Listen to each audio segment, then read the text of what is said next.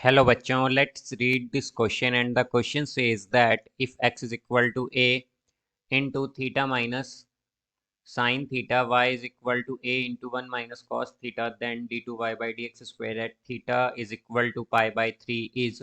Now let's see the options. Option A minus 2 by a, option B 2 by a, option C minus 4 by a and option D 4 by a. तो आइए अब इस question को यहाँ पर हम solve कर लेते हैं।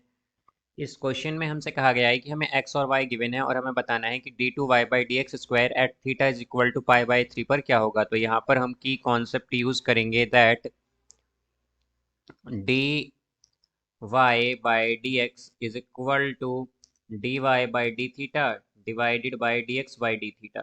तो यहाँ से हम अगर देखें तो हमारे पास क्या आ जाएगा, हमें यहाँ पर x गिवन है a into theta minus sine theta.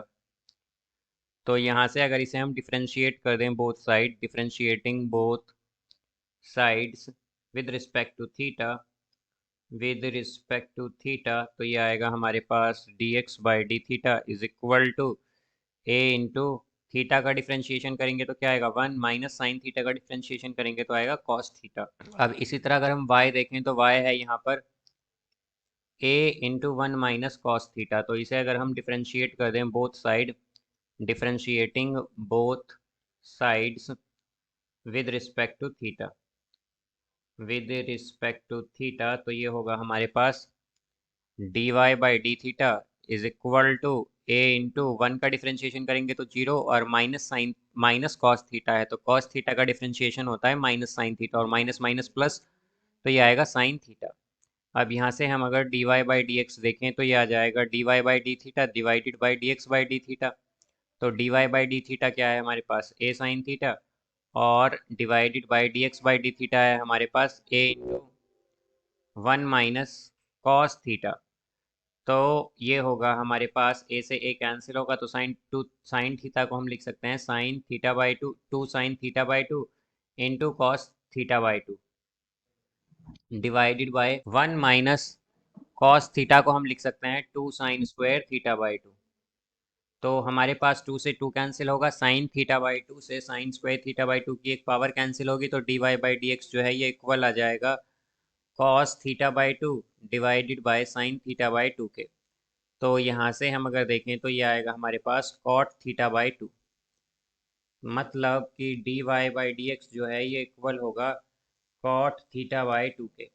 अब यहाँ पर अगर इसे हम डिफ्रेंशिएट कर दें both side, differentiating both sides with respect to x, तो ये आएगा d two y by d x square then is equal to cot theta by two का अगर हम डिफ्रेंशिएशन करें तो ये आएगा minus cosec square theta by two and into 1 by two, ये आएगा यहाँ से।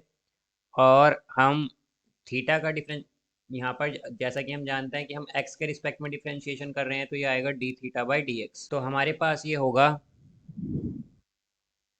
Minus 1 by two cosec square theta by two और इनटू में आएगा d theta by d x. तो d x by d theta आया था हमारे पास a into 1 minus cos theta, तो इसे हम क्या लिख सकते हैं a into 2 sine square theta by two लिख सकते हैं इसे हम।